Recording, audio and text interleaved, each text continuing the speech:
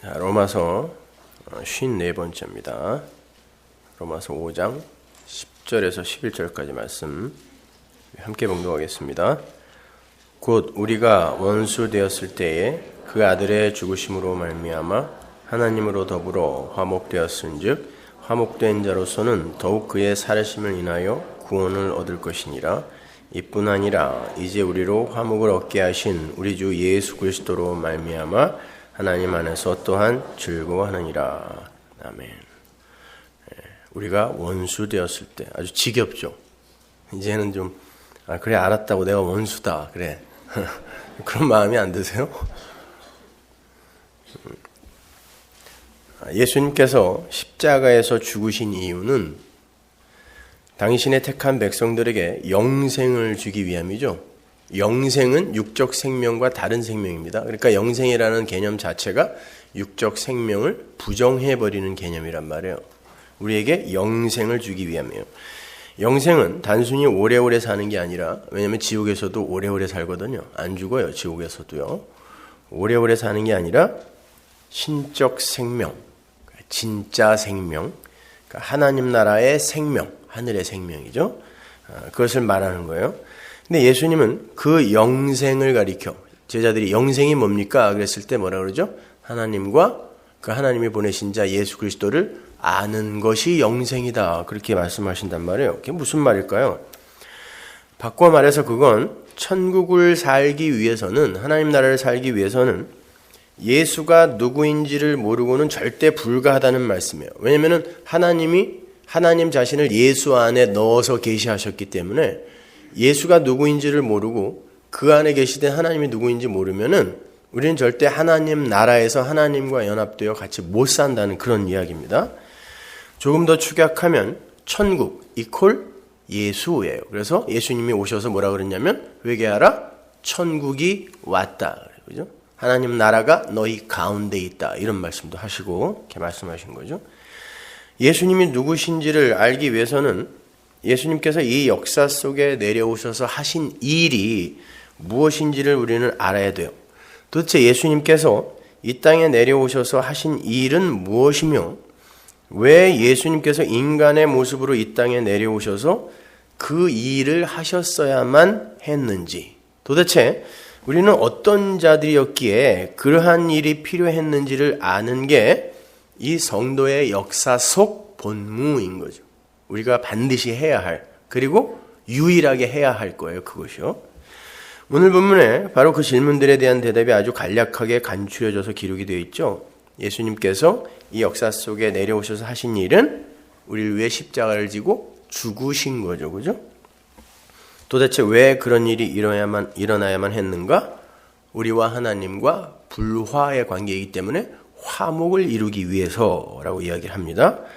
세 번째, 그렇다면 왜 꼭 예수님이 십자가를 지시고 죽으시는 방법으로만 우리와 하나님과의 화목이 성취되는 것인가? 우리는 가늠한 자, 보리떡이고 물고기, 다산과 증대, 자기 확장, 자기 증명만 목표로 삼아 사는 물고기, 다그라 그랬죠? 어제 제가요. 다그이기 때문에 예수님이 보리떡과 물고기가 되어서 죽으시고 그 예수라는 생명의 양식이 우리에게 먹혀지는 거죠. 그래서 이 땅에 내려오셔서 십자가를 지고 죽으신 것입니다. 우리는 그렇게 하나님과 원수였다는 거예요.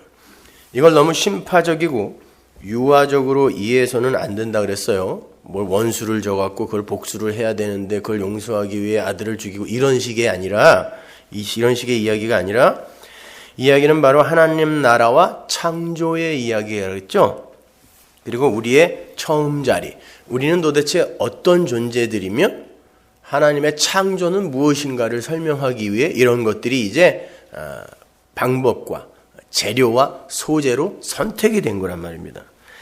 그 모든 것들은 하나님의 그 긍휼의 자궁 안으로 함몰되어 들어가야 하는 하나님 나라 백성들의 실존을 설명하기 위해 택해진 교보제 같은 거예요.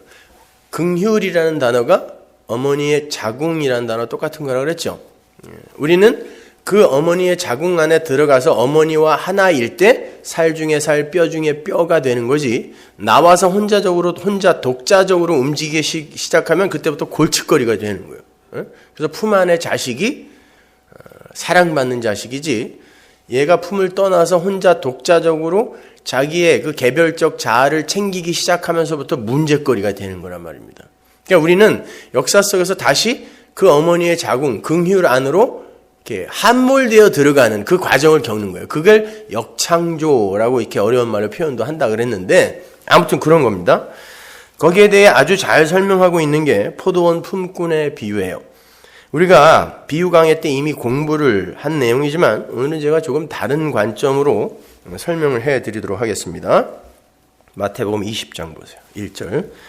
천국은 마치 품꾼을 얻어 포도원에 들여보내려고 이른 아침에 나간 집주인과 같으니, 저가 하루 한 데나리온씩 품꾼들과 약속하여 포도원에 들여보내고 또 제3시에 나가보니 장터에 놀고 섰는 사람들이 또 있는지라 저에게 이르되 너희도 포도원에 들어가라. 내가 너희에게 상당하게 주리라 하니, 저희가 가고 제6시와 제9시에 또 나가 그와 같이 하고 제11시에도 나가보니 섰는 사람들이 또 있는지라 가로되 너희는 어찌하여 종일토록 놀고 여기 섰느냐.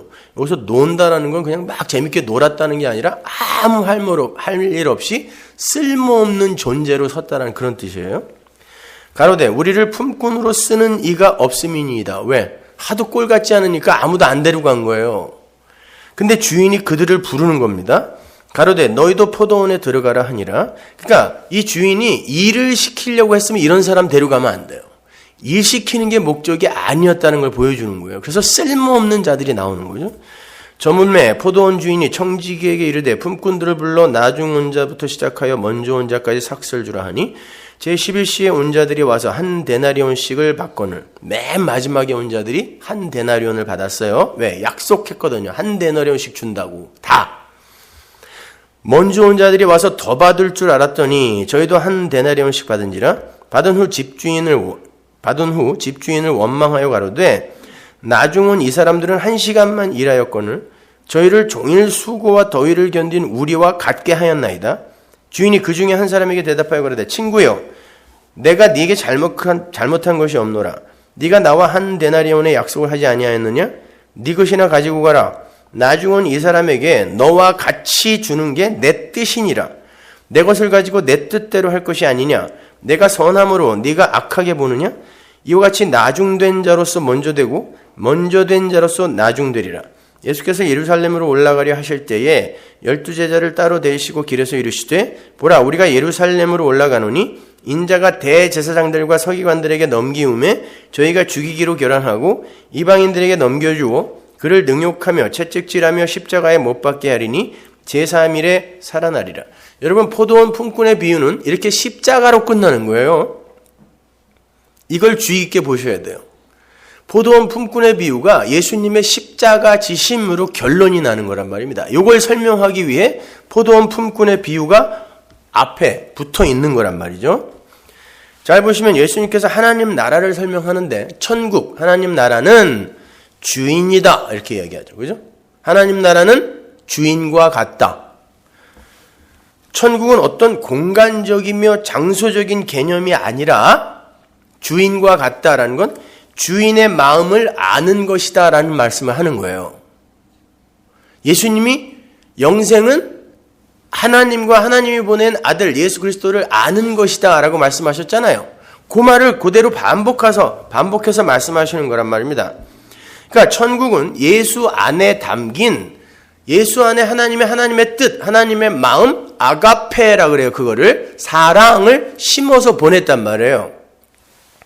그게 뭔지를 아는 거예요. 천국은 예수 안에 담긴 하나님의 마음을 알고 그걸 누리고 찬송하는 상태라는 걸 이야기하는 거예요. 그 주인의 마음을 아는 이들은 궁궐이나 초막이나 그 어디나 하늘나라로 살아낼 수 있는 것이다 라는 그런 말이 되겠죠. 그러면 그 주인이 어떤 주인인지 알아보자고요. 그 주인은 자기의 포도원의 품꾼들을 들여보내기 위해 이른 아침부터 나가는 그런 주인이에요. 일을 시키기 위해라고 하지 않고 포도원에 들여보내기 위해라 그래요. 성경이. 그죠? 포도원에 들여보내기 위해 이른 아침에 나갔어요. 이른 아침. 주인이 천국이다 그랬어요. 근데 천국이 자기 백성을 부르러 가는 거예요. 여러분이 열심히 노력해서 천국에 들어가는 게 아니에요. 천국은 여러분에게 침노에 들어오는 거라니까요. 지금 천국이 부르러 가죠. 사람을. 당시 히브리 사람들에게 있어서 이른 아침, 즉 일을 시작하는 시간은 새벽 6시였어요. 그걸 0시라 그래요. 히브리 사람들은요. 6시간 차이예요. 우리랑. 새벽 6시에 하루의 먹거리를 위해서 긍휼의 손길을 기다리고 있는 사람들에게 포도원 주인이 천국이 가는 거예요. 하나님 나라가 침노에 들어가는 거예요. 살려내려. 먹을 걸 주려고요. 고대 시대 때 사람들은 잘 사는 중산층이 하루에 2끼 먹었어요. 그리고 웬만한 사람들은 다 하루에 1끼밖에 못 먹었어요. 그래서 우리 말에도 점심이라는 단어가 없는 거예요. 아침하고 저녁은 우리 한글이거든요. 점심은 먹은 지가 얼마 안 돼요. 그래서 중국에서 빌려다 쓴 거예요. 점심. 그만큼 살기가 힘들었어요. 대부분의 사람들이 하루 벌어서 하루를 연명하는 그런 삶을 살았단 말이에요. 요즘도 LA에 보면 홈디포 앞에 멕시칸들이 우글우글 서 있죠. 그죠? 하루 종일 서 있는 사람도 있어요. 보면은 다 문제가 있어, 걔네들은. 그러니까 튼튼하고 건강한 애들은 주인들이 와갖고 이렇게 잡아가는데, 일 시키려고. 그냥 비리비리하고 술이나 취해 있는 그런 사람들은 하루 종일 거기서 그냥 노닥거리고 앉아있죠. 그죠? 그런 거 연상하시면 될 거예요. 만일 하루 일을 공치면 온 가족이 굶게 되는 거예요. 그때 당시엔 저축이라는 이런 개념이 없었어요. 따라서 일을 구하기 위해 나와 서 있는 사람들에게 있어서 주인의 부름을 받는 건 정말 절박한 거였어요. 부름을 받아야 먹고 사는 거예요. 주인이 당시 하루 품삯인 한 데나리온을 약속하고 품꾼들을 포도원으로 들여보냅니다. 그들은 쾌재를 부르면서 포도원으로 들어갔어요. 이제 가족이 굶지 않아도 되는 굶지 않을 수 있게 되었거든요. 주인의 긍휼로 자기들이 산 거예요. 그들에게 있어서 한 데나리온은 생명이에요. 그걸로 먹을 걸 사야 되니까. 그죠? 한 데나리온은 생명이에요. 주인이 생명을 주는 거예요. 찾아가서 노는 자들에게, 쓸모없는 자들에게. 주인이 3시에 또 나갑니다. 품꾼들을 포도원으로 들여보내기 위해서예요. 또 단순히 일손이 여전히 부족해서 그런 것이다라는 추측을 해서는 안 돼요. 주인의 목적은 굶어 죽어야 하는 자들을 포도원에 들여보내서 그들이 음식을 살 수 있는 한 데나리온을 주기 위함이에요. 그래서 성경이 주인이 일꾼들이 더 필요해서 나갔다라고 하지 않고 가다 보니까 또 노는 사람이 있기에 라고 이야기한단 말이에요. 비유가. 그죠? 일손이 필요해서가 아니라 이 긍휼을 갖고 있는 주인이 가다 보니까 노는 사람이 또 있는 거예요. 얘는 놔두면 죽는 거예요. 그러니까 한 데나리온을 주기 위해 부르는 거예요. 히브리 사람들의 3시는 우리 시간으로 아침 9시예요. 이미 3시간 넘게 포도원에서 일을 하고 있는 사람들이 있어요. 3시간이나 지난 후에 또 다른 품꾼들이 포도원으로 들어가요. 그들도 역시 쾌재를 불렀을 겁니다. 야, 나는 이제 굶지 않아도 돼. 양식을 살 수 있어. 나는 살았어. 3시간 전에 포도원에 들어왔던 이들이 입었던 동일한 은혜예요. 그래서 한 데나리온이에요. 은혜는 하나란 말이에요. 동일한 은혜. 주인이 6시와 9시에도 나갔고 11시에도 나갔어요. 11시는 저녁 5시예요. 6시에 일이 끝나거든요. 근데 11시에 주인이 품꾼들을 또 불러온단 말이에요. 근데 재밌는 표현이 나오죠. 품꾼들이 놀고 있다. 7절을 보면요. 놀고 있다. 그때 주인이 물어. 왜 놀고 있느냐? 그러니까 아무도 우리를 품꾼으로 불러주지 않습니다. 그러죠. 그거는 품꾼들이 자격이 있거나 능력이 있어서 부름받은 것이 아님을 확실하게 보여주는 표현인 거예요. 아무짝에도 쓸모가 없는 인간들을 주인이 포도원에 들이고 있는 거예요. 왜요? 살리기 위해서요. 일을 시키기 위함이었으면 아무도 불러가지 않은, 그리고 이제 일할 시간이 1시간밖에 안 남았는데 그냥 민기적거리다가 걔네들은 한 데나리온 받아간 거거든요. 그렇게 효율성 없이 일을 하는 주인은 없단 말이에요. 일을 시키기 위함이 아니에요. 잉여를 생산하기 위해서가 아니라 사람을 살리기 위해서란 말입니다. 주인은 그 쓸모없는 사람들을 포도원으로 불러요. 그들은 그야말로 횡재한 거죠. 야, 이제 다 틀렸다. 이제 집에 가야 되네. 우린 다 굶어야 되네. 어떡하지? 그러고 있는데 뜬금없이 주인이 오더니 너도 가서 일해. 아니, 이제 1시간밖에 안 남았는데 그냥 1시간 일해. 그래도 한 데나리온 줄게. 이렇게 불러간 거예요. 그러니까 면목 없는 거예요, 이 사람들은요. 그죠? 얼마나 고마웠겠어요. 이렇게 0시에 온 사람, 3시에 온 사람, 6시에, 9시에, 11시에 온 사람 모두 주인에게 은혜를 입고 행복하게 일을 했어요. 주인과만 관계할 때는. 그죠? 행복하게 일했단 말이에요. 왜? 나는 살았으니까. 남들 노는데 나는 선택받아서 지금 살았으니까. 한 데나리온이 약속되어 있으니까. 근데 문제는 임금을 계산할 때 발생해요. 그러니까 부름을 받은 자는 많아도 택함을 받은 자가 적다라는 게 여기에 적용되는 거예요. 부름을 받아서 일을 하는데 나중에 이 은혜를 이해 못하는 자들이 있다는 걸 보여주는 거예요. 주인이 11시에 온 사람부터 임금을 주는데 애초에 약속한 한 데나리온을 주는 거예요. 모든 사람들에게 약속된 임금이 한 데나리온이었어요. 그건 그와 그 가족들의 생명의 양식을 살 수 있는 돈이었으므로 모두에게 흡족하고 합당한 임금이에요. 그게 영생이에요, 여러분. 그게 구원이라는 거예요. 근데 11시에 와서 1시간만 일한 사람에게 주인이 한 데나리온을 주자 그보다 먼저 와서 일을 한 사람들이 우매한 기대를 하는 거예요.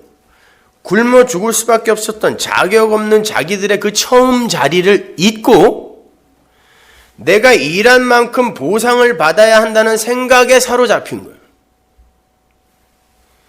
왜냐하면 쟤보다는 내가 더 많이 일했고 그 일은, 역사 속 일은 나를 가치 있는 자로 만들어주는 거라는 생각이 있는 거예요.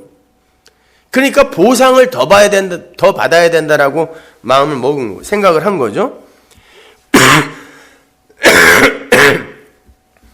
처음에는 자기들의 일용할 양식을 마련할 수 있게 해준 주인이 그저 고맙기만 했어요. 그런데 자신이 한 일의 양과 다른 사람의 것을 비교하면서부터 은혜가 망각이 되고 불평과 원망이 터져 나왔어요.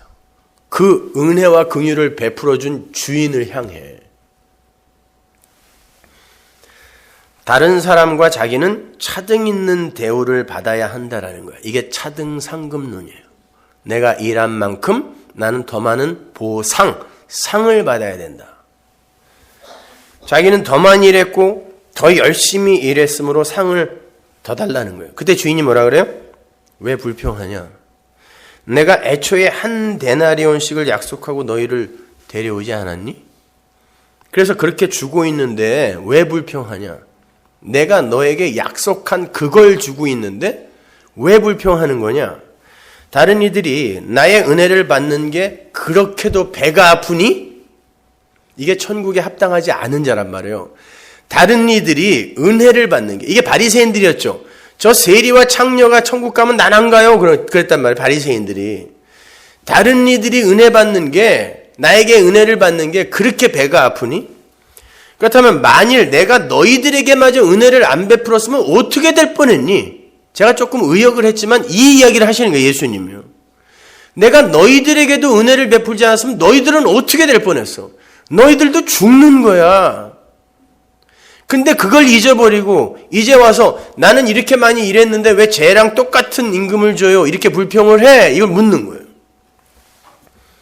여러분 생각해 보십시오. 성도는 그의 효용 가치나 자격이나 능력을 가지고 구원을 받은 사람들이 아니에요. 모든 성도가 다 죽음의 자리에 있었어요. 죄와 허물로 죽었었잖아요. 우리는요. 다 죽음의 자리에 있었어요. 그들 각자의 외양과 스펙은 다 달라요. 다 다르지만 죽어 있었어요. 그대로 두면 그냥 죽음의 불못으로 들어가는 거예요. 다, 누구나 다. 모두가 다 죄인이었고 하나님의 원수들이었단 말이에요. 그런데 예수님께서 아버지로부터 생명책이라는 명단을 받아들고 내려오신 거예요. 그리고는 그들의 외양과 스펙에 상관없이 그 생명책에 적혀있는 자들의 이름을 불러서 당신의 품 안으로 이렇게 끌어안으신 거예요. 누구는 조금 먼저 부르고 누구는 조금 나중에 부르고 이건 아무 문제가 아니에요.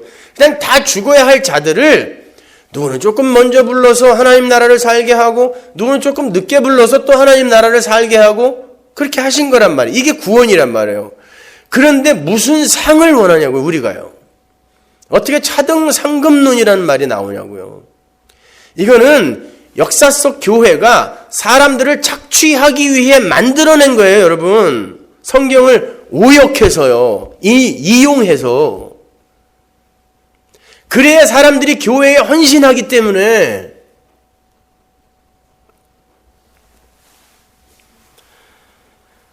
그러한 예수님의 품 안에서 누가 더 성숙하고 누가 덜 성숙하며 누가 더 헌신했고 누가 더 착한 모양으로 살았는지가 그렇게 중요합니까?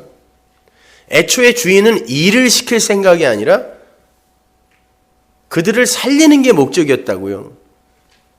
그러니까 포도원 안에는 별의별 인간이 다 있었을 거라고요. 근데 주인은 그들이 살아난 것으로 기뻐했단 말이에요. 그들의 doing에 관심 있는 게 아니라 being, 존재의 변화, 산자가 된 거예요. 그것으로 기뻐하는 게 주인이라니까요.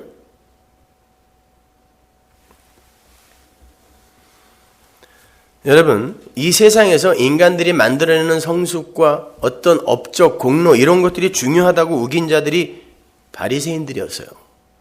지금 일찍 와서 일을 하다가 나중에 온 자들을 시기하고 질투하는 자들이 바로 바리새인들의 율법주의를 상징하는 거예요.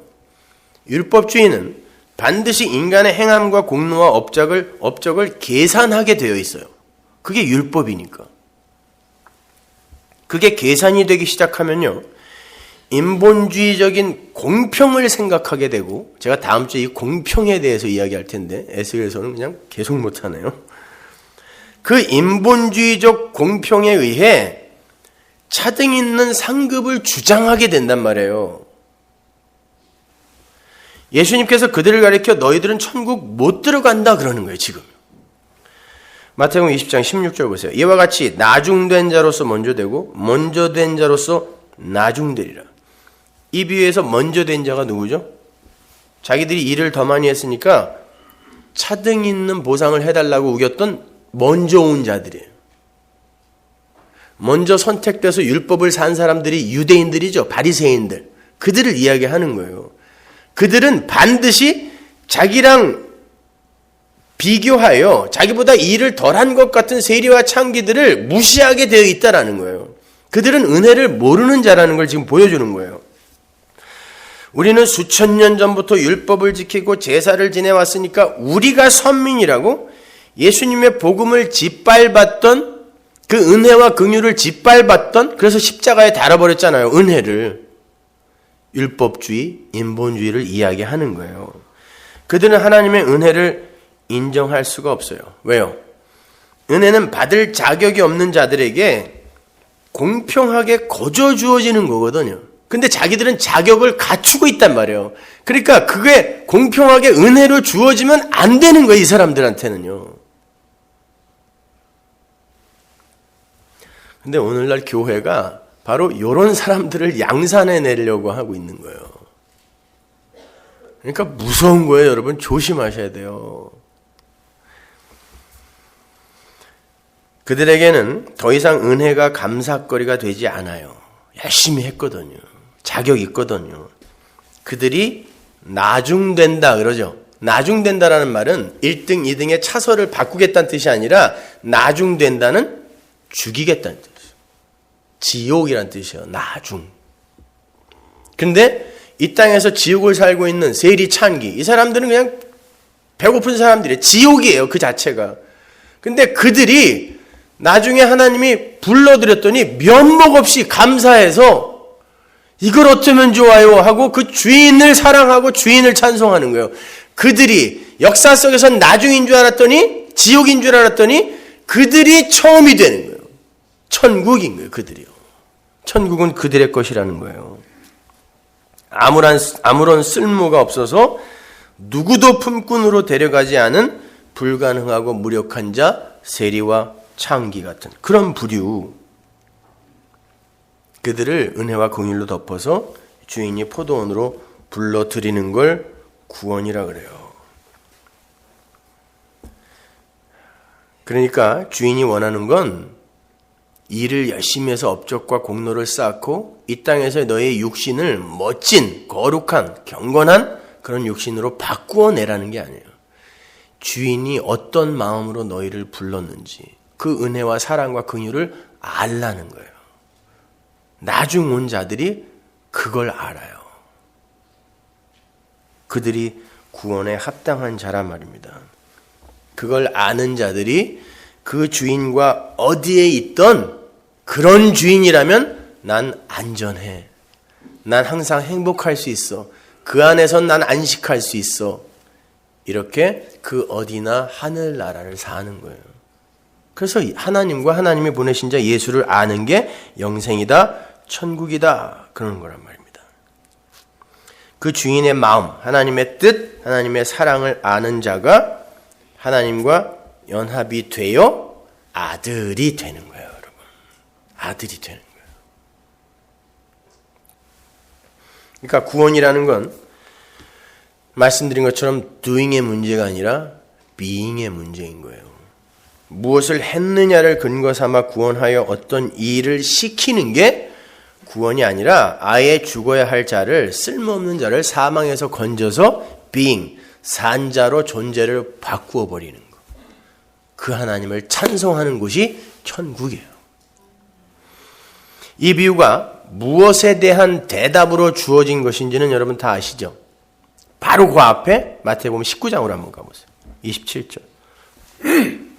이에 베드로가 대답하여 가로되 보소서 우리가 모든 것을 버리고 주를 쫓아 싸우니 그런즉 우리가 무엇을 얻으리까? 예수께서 가라사대 내가 진실로 너에게 이르노니 세상이 새롭게 되어 인자가 자기 영광의 보좌에 앉을 때에 나를 쫓는 너희도 12보좌에 앉아 이스라엘 12지파를 심판하리라. 또 내 이름을 위하여 집이나 형제나 자매나 부모나 자식이나 전토를 벌인 자마다 여러 배를 받고 또 영생을 상속하리라. 그러나 먼저 된 자로서 나중되고 나중된 자로서 먼저 될 자가 많으니라. 똑같은 말이 나오죠. 여기에 이 비유가 붙어 있는 거란 말이에요.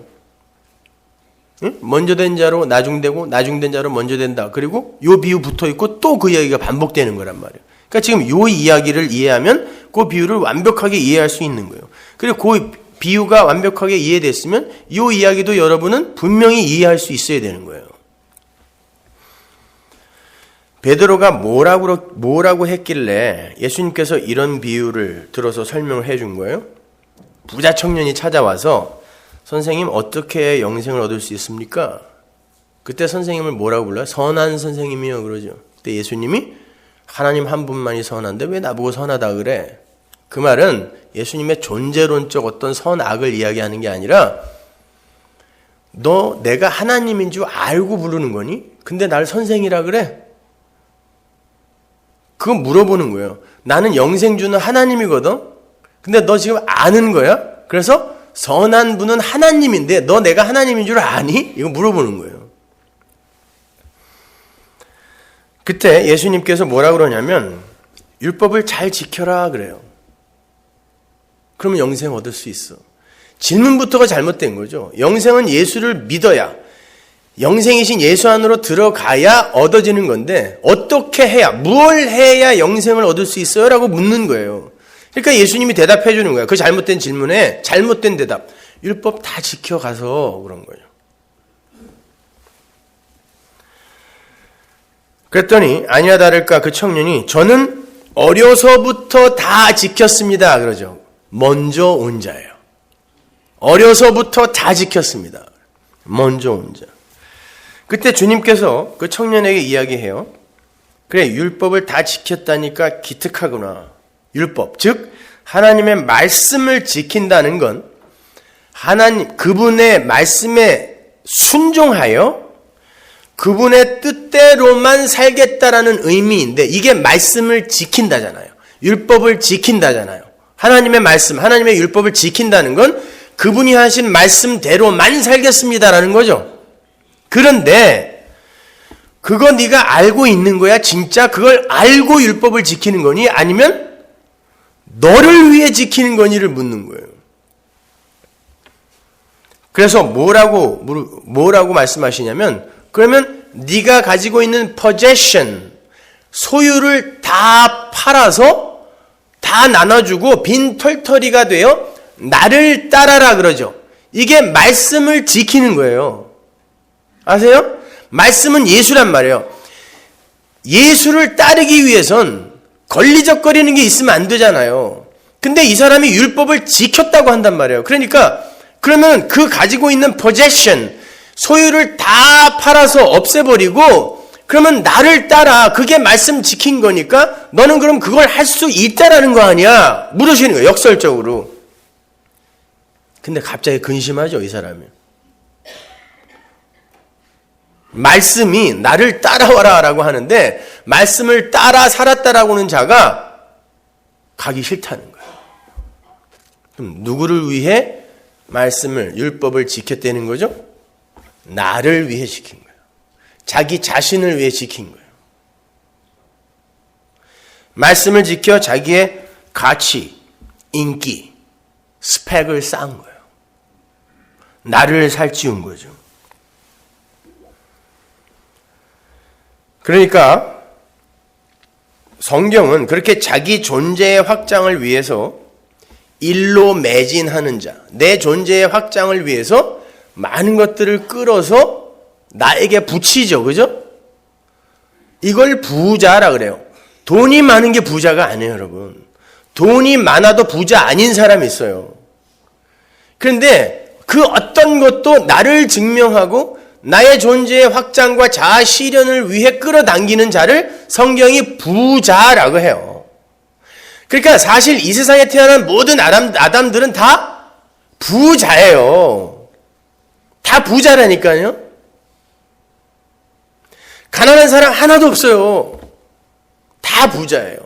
다 나만을 위해서 살거든요. 근데 예수님께서 그러는 거예요. 그 너를 버리고, possession, 나의 존재의 확장으로 모아놓은 걸 버리라는 건 너를 버리라는 거 아닙니까? 버리고 나를 따르라 그러는 거예요. 그래야 예수님 안에 우리가 되는 거 아닙니까? 우리라는 개념 안에는 상대적인 너가 있으면 안 된다니까요. 그러니까 너를 버리고 내 안으로 들어와서 나가 되라는 거예요. 그걸 우리라 그래요. 이걸 삼위일체라 그래요, 여러분. 하나님의 존재 양식인 거예요, 그것이. 그랬더니 부자 청년이 근심하다가 예수와 나 사이에서 나를 택하고 예수를 버려요. 이게 세상이에요. 모든 존재가 그래요. 그의 그럴듯한 종교 행위와 선한 삶, 성실함, 율법 지킴, 이 모든 게 모두 나라는 존재의 가치를 높이고 살찌우고 나라는 존재의 업적 쌓기였다라는 거예요. 그 부자 청년은 열심히 살아서 나라는 존재 구축에 성공한 사람이었어요. 그래서 젊었는데 부자가 된 거예요. possession, 소유가 많아진 거예요. 내가 이렇게 살쪄 있는 거예요, 지금요. 그래서 성경이 그의 가진 소유가 많다라고 이야기하는 거란 말이에요. 비대해졌다라는 거죠. 그게 바로 바리새인들의 율법주의였잖아요. 그들은 그것으로 나를 자랑하고 증명하고 다른 이들과 내가 얼마나 차이가 나는지를 드러내는 데 사용했잖아요. 그게 나란 말이에요. 그게 소유가 많은 거란 말이에요. 그게 바리새인의 율법주의. 그런 사람은 절대 예수의 은혜 앞에 엎드리지 못해요. 예수의 은혜를 못 따라간다는 뜻이에요, 그게. 내가 해놓은 게 너무 많기 때문에. 그래서 주님께서 아주 적절한 비유로 그 상황을 설명해 주는 거예요. 19장 23절 보세요. 예수께서 제자들에게 이르시되 내가 진실로 너에게 이르노니 부자는 천국에 들어가기가 어려우니라. 다시 너에게 말하노니 약대가 바늘귀로 들어가는 것이 부자가 하나님의 나라에 들어가는 것보다 쉬우니라 하신대. 제가 말씀드렸어요. 부자란 나라는 존재 구축을 위해서 이 세상 것들로 비대해진 모든 아담들을 이야기한다고 그랬죠. 지난 시간에 말씀드린 것 말씀드린 그 다산과 연합과 증대만을 목적으로 하면서 사는 나그, 물고기. 예? 그게 율법 아래의 아담들이란 말이에요.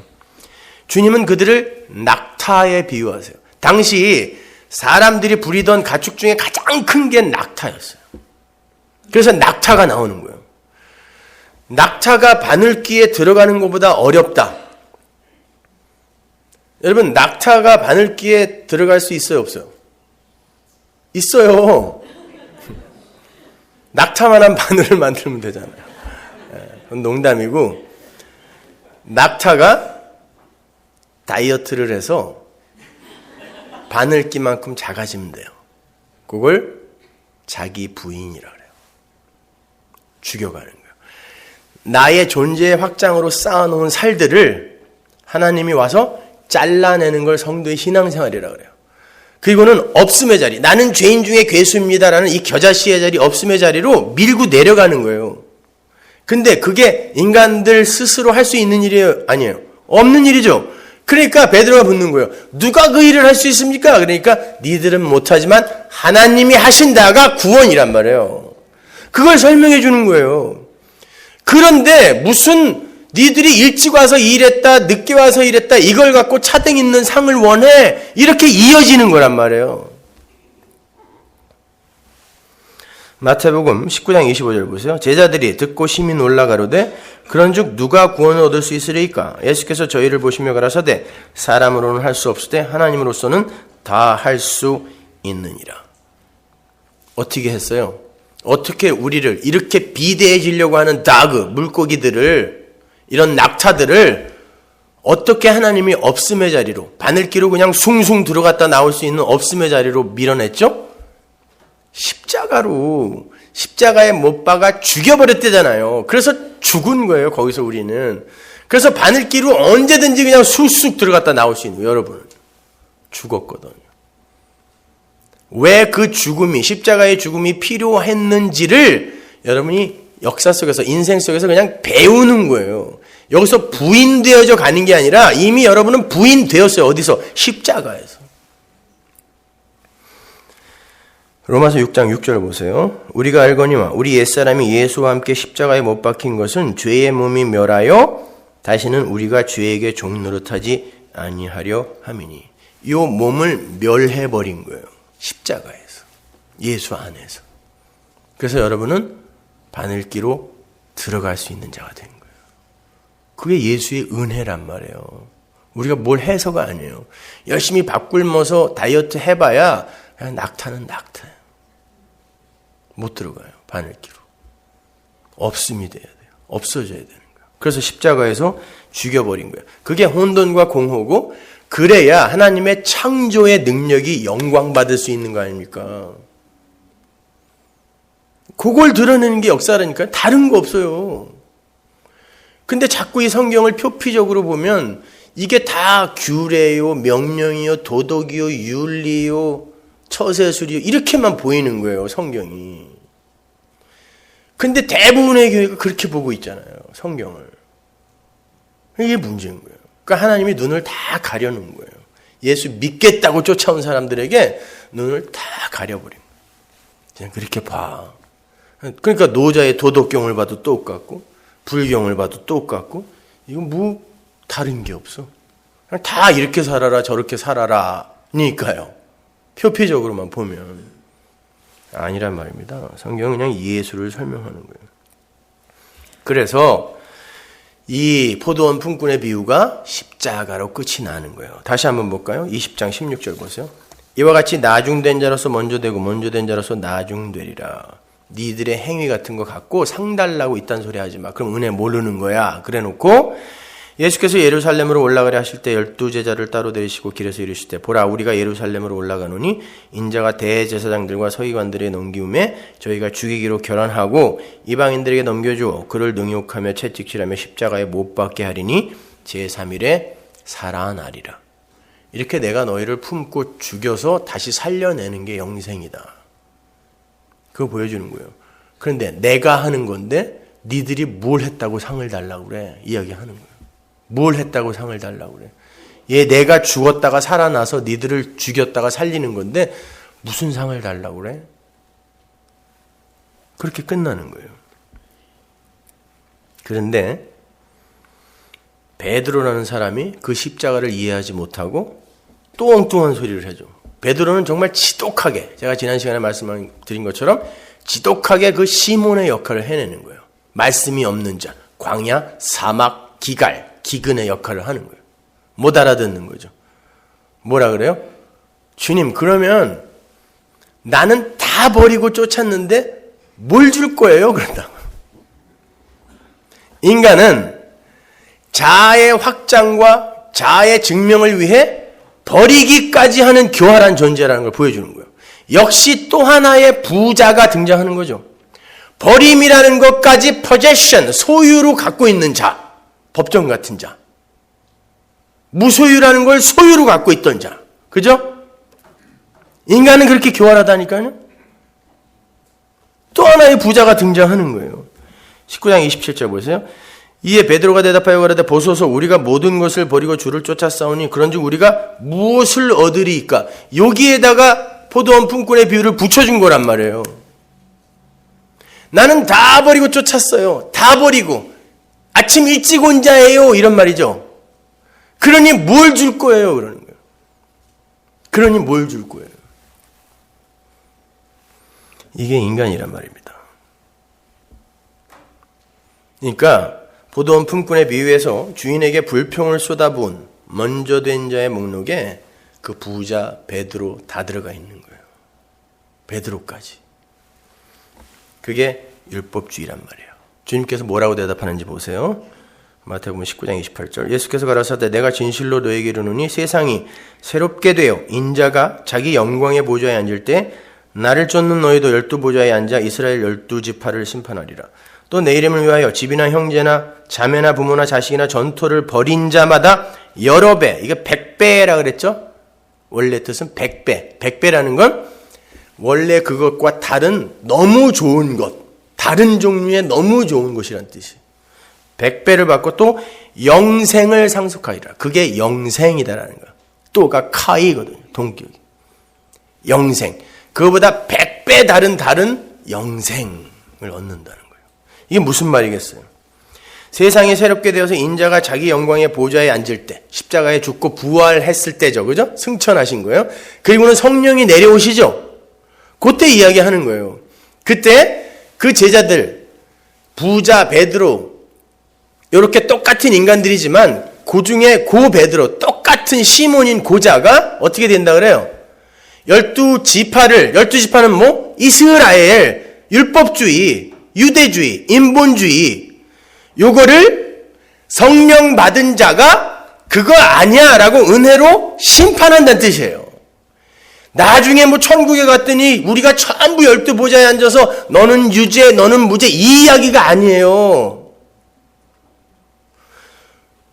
그 이야기가 아니라 은혜를 받은, 성령을 받은 자는 율법주의, 이거 아니구나. 우리의 행위로 상이, 벌이 정해지는 게 아니구나로 알게 되는 거예요. 판단하는 거예요. 그걸 심판한다 그러는 거예요. 12지파를 심판한다. 그걸 아는 자들이 어떻게 하겠어요? 어떻게 하겠어요?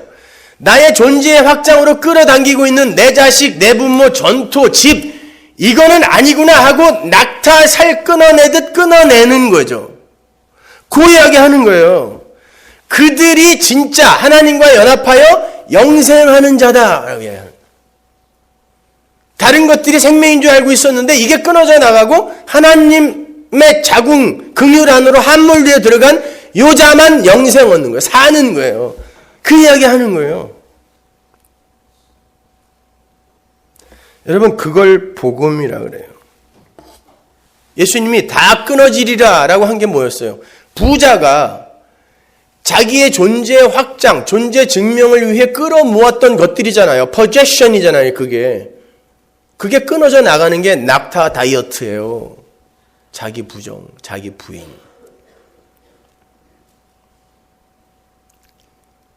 그래서 이렇게 다이어트가 되는 거예요. 서문학회에도. 날씬하잖아요, 아주. 복음을 이야기하면 여러분 인간들은 자존심이 상해서 못 들어요. 귀를 막는다고요. 주님은 성령을 보내셔서 반드시 그러한 낙타의 살들을 끊어내요. 기필코 바늘귀로 들여보내시겠다고 말씀하시는 거예요. 기필코 바늘귀로 내가 들여보내겠다. 자기가 열심히 노력해서 쌓은 신앙의 스펙들, 세상의 힘과 가치들, 그 모든 걸 다 합해도 영생에 도달할 수 없다는 거예요. 그래서 예수의 이름 앞에서, 그분의 십자가 앞에서 모든 스펙들과 가치들, 자격들, 조건들을 다 버리게 되는 거예요. 그게 낙타 다이어트예요. 바늘귀로 통과할 만큼, 이건 뭐 몇 주의 완성, 이게 아니라 십자가에서 단번에 완성되는 거예요. 죽는 거예요. 없음이 되는 거예요. 그들의 삶이 이스라엘의 12지파 율법주의, 인본주의를 심판해버리는 거예요. 인간들은 절대로 자신의 영생에 기여를 할 수가 없어요. 아니, 진짜 성도는 자신의 구원을 하나님께 요구할 수도 없어요. 나는 면목 없는 자거든요. 그냥 그렇게 굶어 죽었어야 되는 자인데 주인이 와서 1시간 민기적거렸는데 영생 줬어요. 생명 줬단 말이에요. 한 데나리온 줬단 말이에요. 근데 무슨 구원을 요구해요. 그냥 감지덕지하고 가만히 있는 거죠.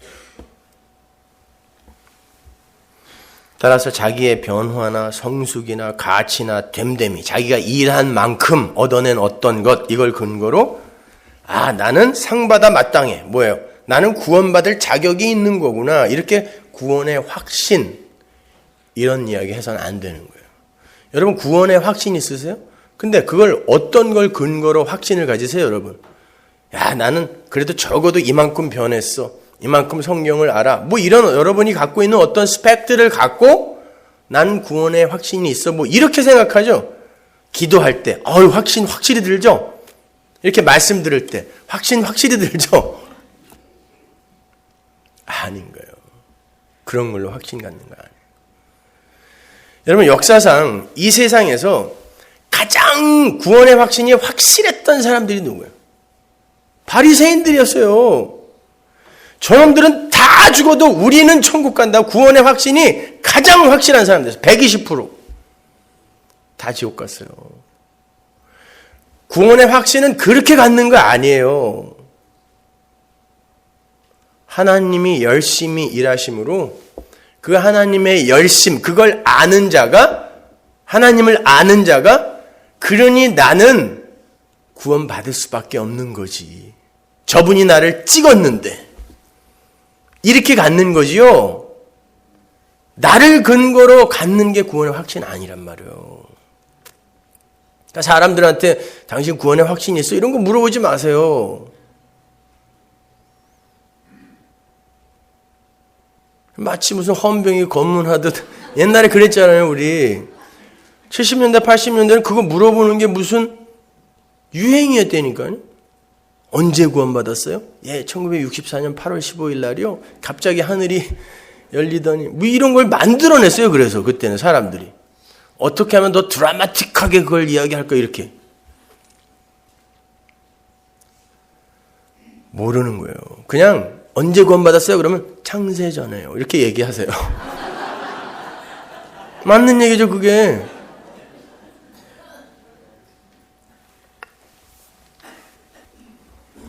우리 성도는 구원의 확신을 가져야 하는 자들이 아니라 하나님의 긍휼의 자궁 안으로 함몰되어 들어가야 하는 자들이에요. 하나님의 긍휼이 아니면 나는 존재일 수도 없다라는 그 처음 자리의 고백이 반드시 있어야 돼요. 그 자리로 함몰되어 들어가야 하나님의 살 중에 살, 뼈 중에 뼈, 하나님의 신부, 어린 양의 신부가 되는 거예요. 그게 성도가 이 세상에서 역사 속에서 해야 할 유일한 일이란 말입니다. 그 사람들이 어떻게 나는 구원받아 마땅해 이런 마음으로 신앙생활을 하겠어요. 그래서 예수님이 그래요. 네가 구원받기 위해 신앙생활을 한다라고 하는 놈은 다 지옥 간다 그랬어요. 엄청난 말이죠. 우리는 다 구원받기 위해 신앙생활을 하지 않아요? 그러나 거기에 주인공도 나란 말이에요. 나의 구원. 그래서 예수님은 나같이 훌륭한, 나같이 이 소중한 자를 위해 당연히 죽어야 하는 분, 아니라고 말을 하지만 마음은 전부 그렇게 갖고 있는 거예요. 내가 주인공. 마가복음 8장 34절 보세요. 무리와 제자들을 불러 이르시되 아무든지 나를 따라오려거든 자기를 부인하고 자기 십자가를 지고 나를 좇을 것이니라. 이건 사람의 힘으로 안 된다 그랬어요. 그래서 하나님이 한다 그랬죠. 이게 낙타 다이어트라 그랬어요.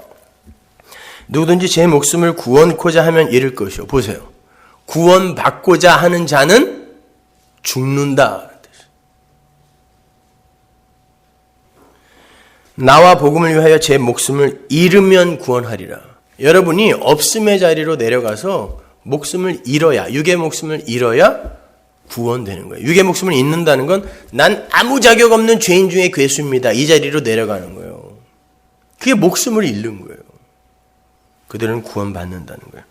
사람이 만일 온 천하를 얻고도 제 목숨을 잃으면 무엇이 유익하리요? 온 천하가 뭐죠? 인간들이 자기를 낙타 만들기 위해 자아 확장, 자기 증명을 위해 쌓는 possession, 소유, 온 천하. 그걸로 목숨 못 얻는다는 뜻이에요. 영생 못 얻는다는 뜻이에요. 어떻게 해야 된다는 거예요? 예수 믿어라. 사람이 무엇을 주고 제 목숨과 바꾸겠느냐? 안 된다는 거예요. 어떻게 하라는 거예요? 십자가, 은혜, 피, 그거 의지하라는 거예요.